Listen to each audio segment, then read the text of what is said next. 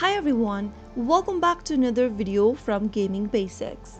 In today's episode, I'm gonna be showing you how to verify your Valorant account. So without further ado, let's get straight into the video. First of all, open your Valorant application and log into your account. Once signed into the account, click on the profile icon at the top right hand corner, which will then bring up the pop-up menu. Click on the account details option and you will end up in the account.riotsgame.com website. From here, you can manage your account. Right at the top of the screen under account management, if you've not yet verified your email, you will be able to see this interface stating that you should verify your email. Click on the verify email button and then you will then receive an email in your registered email address. Open up a new tab and log into your email service provider's inbox.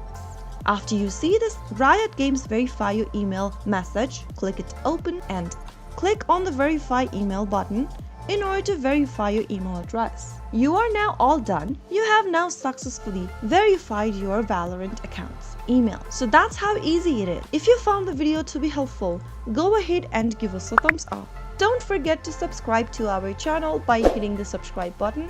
Also press the bell icon so that you'll never miss another upcoming upload from us.